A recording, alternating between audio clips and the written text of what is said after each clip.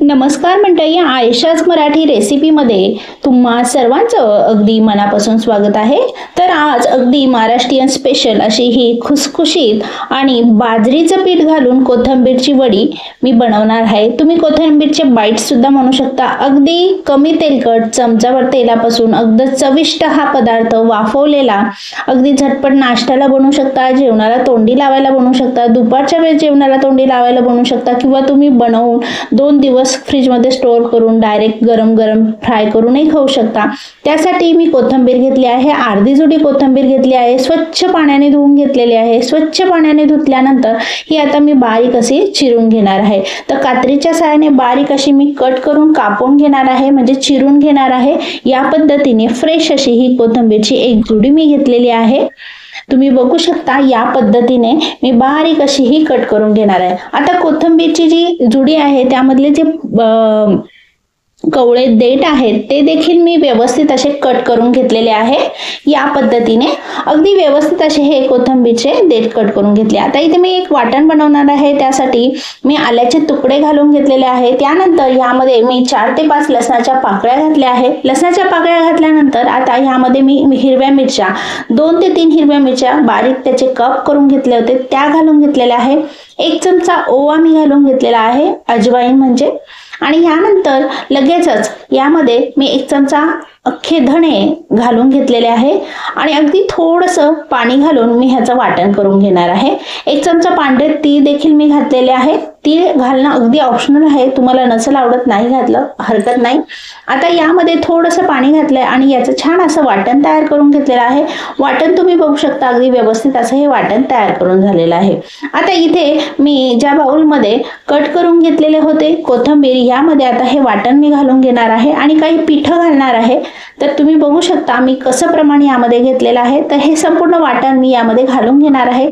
बारीक स्वच्छ धुवून घेतलेली आणि बारीक स्वच्छ अशी चिरून घेतलेली आहे ही कोथिंबीरची जुडी, अर्धी जुडी साधारणतः घेतली आहे। यानंतर यामध्ये वाटण घातलेलं आहे। वाटण घातल्यानंतर आपण यामध्ये पिठं घालून घेणार आहोत। तर ह्यामध्ये मी पाण्याचा वापर जास्त केला नाहीये। 1 चमचा भरून हिंग पावडर घालून घेतलेली आहे आणि हिंग पावडर घातल्यानंतर काही मसाले आपण घालून घेणार आहोत। यामध्येच मी 1 चमचा जिरे घातलेले आहे। यानंतर हळद पावडर घालून घेतलेले आहे। हळद पावडर घातल्यानंतर अगदी अर्धा चमचा लाल तिखट मी घालून घेतलेला आहे आणि लाल तिखट घातल्यानंतर आपण ही संपूर्ण मसाले घातल्यानंतर बाकीचे सामग्री घालून घेणार आहोत। 1 चमचा जिरे पावडर, 1 चमचा धना पावडर हे देखील मी घालून घेतलेलं आहे। तुम्ही तुमच्या आवडीनुसार कमी जास्त धना पावडर किंवा जिरे पावडर घालू शकता। मी 1 चमचा घातलाय। चवीनुसार मीठ घालून घेतलंय।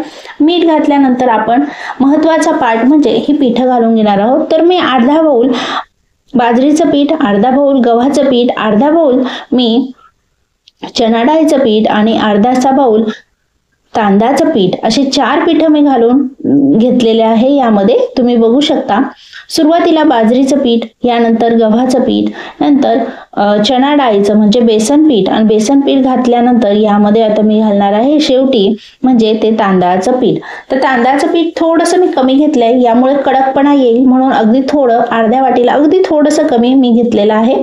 बाकी सगळ्या पिठांचं प्रमाण सेम घेतलेलं आहे, म्हणजे गव्हाचं, बाजरीचं आणि बेसन पीठ म्हणजे चणा डाळीचं पीठ ह्याचं प्रमाण सेम घेतलं आहे आणि तांदळाचं पीठ यामध्ये थोडंसं कमी घालून घेतलेलं आहे। यानंतर आता हे संपूर्ण पिठं आणि कोथिंबीर आणि जो काही मसाला आपण घातला होता ते सगळे मसाले वाटण घालून हे सगळं एकजीव करून घेणार आहे। यामध्ये जास्तीचं पाणी घालायचं नाही, कारण कोथिंबीरीला त्याचं स्वतःचं अंगचं भरपूर पाणी सुटतं। तर या पद्धतीने अगदी थोडंसं त्याच्यात पाणी घालून घ्यायचं आणि असा छान असा डो म्हणजे गोळा मळून घ्यायचा। ज्या पद्धतीने आपण पोळीला गोळा मळून घेतो त्या पद्धतीने मळून घ्यायचा आहे आणि ह्या पद्धतीने अगदी मऊसूत असा गोळा मळून घ्यायचा आहे। तर मी संपूर्ण व्यवस्थित असा हा गोळा मळून घेतलेला आहे। हा गोळा मळून झाल्यानंतर तुम्ही तुमच्या आवडीनुसार थापून सुद्धा ह्याचे वडी सारखं तुम्ही करून वाफवून घेऊ शकता किंवा त्याचे रोल बनवू शकता। मी रोल बनवून घेणार आहे। तर या पद्धतीने तुम्ही बघू शकता आता हा गोळा मळून झाला आहे। आता त्याला अजून पाणी सुटायच्या आत लगेचच मी आता हे एका स्टीमर पात्रामध्ये ह्याचे रोल बनवून वाफवून घेणार आहे। त्यासाठी स्टीमर पात्राला मी सुरुवातीला छान असं तेल लावून घेतलेलं आहे। तेल व्यवस्थित असं लावून घ्यायचं, संपूर्ण तेल असं व्यवस्थित ग्रीस करून घ्यायचं। तेल छान ग्रीस केल्यानंतर हातावरती याचे असे गोळे करून याचा रोल मी बनवून घेतलेला आहे। साधारणतः 3 भागाचे मी रोल केलेले आहेत, 3 भाग असे करून घेतले आहे. त्यानंतर त्याचा रोल मी बनवून घेणार आहे आणि व्यवस्थित असा हा रोल मी वाफवून घेणार आहे. तुम्ही बघू शकता या पद्धतीने. तर हे व्यवस्थित असे हे रोल व्यवस्थित आपण वाफवून घेणार आहोत. तर असे 3 रोल मी तयार करून घेतले आहे. 3 प्रकारचा भाग मी ह्याचा पिठाचा करून घेतला आणि 3 रोल मी बनवून घेणार आहे. ह्या पूर्ण पिठाला पाणी सुटायच्या आत लगेचच आपल्याला हे रोल बनवून घ्यायचे आहे, कारण कोथिंबीरात थोडंसं पाणी सुटलं तर हे पूर्ण जे डो आपण बनवला होता तो पातळ असा होतो आणि चिटकतो हाताला. तर त्यामुळे त्याला पाणी सुटण्याच्या आत आपण हे रोल लगेच स्टीमर पात्रामध्ये घालून घ्यायचे आणि रोल वाफवून घ्यायचे. तर त्यासाठी मी स्टीमर पात्राला तेल लावून घेतले आणि आता हे रोल संपूर्ण स्टीमर पात्रात ठेवून घेणार आहे. आणि स्टीमिंगला पाणी मी ऑलरेडी गरम करायला ठेवलेलं आहे. आता आपण हे लगेचच वाफवून घेणार आहोत.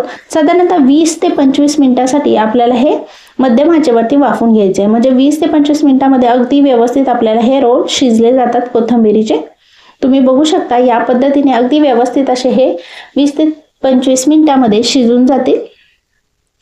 या पद्धतीने अगदी 20 ते 25 मिनिटांमध्ये आपण हे वाफवून घेणार आहोत. 20 ते 25 मिनिटांनंतर अगदी व्यवस्थित हे रोल शिजले जातात. संपूर्ण पीठ कोथिंबीर व्यवस्थित शिजली जाते. ह्या पद्धतीने अगदी व्यवस्थित असे हे डो तयार होतात. आता आपण हे संपूर्ण थंड करून घेणार आहोत. थंड झाल्यानंतर लगेचच आपण आता ह्याचे काप करून घेणार आहोत. तर तुम्ही हव्या त्या शेपचे बारीक असे काप करू शकता किंवा असे चकत्या सुद्धा तुम्ही कट करून घेऊ शकता. आता हे तुम्ही डीप फ्राय करून घेऊ शकता, म्हणजे डायरेक्ट तळून घेऊ शकता. ते सुद्धा अगदी खुरपूस आणि छान लागतात. तळून ठेवले तर ते बऱ्याच दिवस टिकतात, म्हणजे 3 ते 4 दिवस सहज टिकतात. आणि तुम्ही हे डायरेक्ट सुद्धा खाऊ शकता किंवा त्याला फोडणी देऊ शकता. तर मी आज फोडणी देणार आहे याला. तर तेल आणि पांढरे तीळ, कढीपत्ता वगैरे घालून आपण फोडणी देणार आहोत. ही फोडणी दिल्यानंतर तडका सारखी फोडणी आपण देणार आहोत. अतिशय छान ही फोडणीचे लागतात. तर सुरुवातीला मी 2 चमचे तेल घातलं आहे. तेलाचं प्रमाण थोडं जास्त घेतलं आहे आणि पॅन मध्ये घेतलेलं आहे, म्हणजे आपल्याला ते व्यवस्थित पसरून ठेवता येतील फोडणीमध्ये. आणि तेल छान गरम झाल्यानंतर यामध्ये मी साधारणतः 1.5 चमचा मोहरी घालून घेतली आहे. मोहरी संपूर्ण फुटू द्यायची, म्हणजे तडका छान तयार होतो. मोहरी छान अशी गरम झाली, तापली, व्यवस्थित फुटली की मग आपण तडका देणार आहोत. तर तुम्ही बघू शकता या पद्धतीने अगदी व्यवस्थित मोहरी आपली फुटत आहे. मोहरी छान फुटली की लगेचच आपण तडक्याला सुरुवात करणार आहोत देण्यासाठी. तर मोहरी व्यवस्थित अशी ही फुटू द्यायची या पद्धतीने. मोहरी छान फुटल्यानंतर आता पुढची प्रोसेस आपण करत आहोत. त्यामध्ये 1 चमचा पांढरे तीळ मी जिरे घालून घेतले, 4 ते 5 कढीपत्त्याची पाने घातले, कोथिंबीर घातली आणि यानंतर यामध्ये पांढरे तीळ घालून घेणार आहे शेवटी. तर 1 चमचा मोठा मी पांढरे तीळ घातली आणि आता ह्या तडका आपला तयार झाला. पांढरे तीळ हे शेवटी घालते, कारण की ते उडतात, तडक्यामध्ये तेल गरम असतं. आणि लगेचच शेवटी पांढरे तीळ घातल्यानंतर आपल्या ह्या वड्या ह्या पद्धतीने संपूर्ण पसरून घ्यायच्या, म्हणजे खालच्या भागाला व्यवस्थित तो तडका लागतो. आणि अगदी थोडंसं चॉकलेटी ते सोनेरी रंग येईपर्यंत खुरपूस असे एका साईडने भाजून घ्यायचे. नंतर चाकूच्या किंवा चमच्याच्या साहाय्याने ह्या पलटी करून घ्यायच्या आणि व्यवस्थित अशा भाजून घ्यायच्या, शेकून घ्यायच्या. मंद आचेवरती आपल्याला शेकून घ्यायच्या. अगदी व्यवस्थित अशा ह्या एका साईडने चॉकलेटी ते सोनेरी रंगापर्यंत भाजून घ्यायच्या. शॅडो फ्राय केल्यासारखं आपण हे करून घेणार आहोत. तर या पद्धतीने त्याचा थोडासा रंग चेंज होईपर्यंत आपण हे, आणि तडका सुद्धा त्याला व्यवस्थित लागलेला आहे, या पद्धतीने आपण भाजून घेणार आहोत. तुमच्या आवडीनुसार त्याला वरतून बारीक चिरून घेतलेली कोथिंबीर सुद्धा तुम्ही घालू शकता. ती सुद्धा या तडक्यामध्ये मिक्स झाल्यानंतर थोडीशी क्रिस्पी होते आणि खायला देखील खूप छान लागते. तर मंडळी, तुम्ही ही रेसिपी नक्की ट्राय करून बघा. कशी वाटली याबद्दल मला नक्की कमेंट करा. आवडली असेल ही रेसिपी तर नक्की लाईक करा. आणि अशाच रोज नवीन रेसिपी बघण्यासाठी चॅनलला तुम्ही नक्की सबस्क्राईब करून बेल आयकॉनला क्लिक करा. पुन्हा भेटूया आपण एक नवीन रेसिपी सोबत. तोपर्यंत तुम्ही स्वस्त खा आणि मस्त राहा. आणि हा व्हिडिओ संपूर्ण बघितल्याबद्दल तुमचे मी मनापासून आभार मानते. धन्यवाद.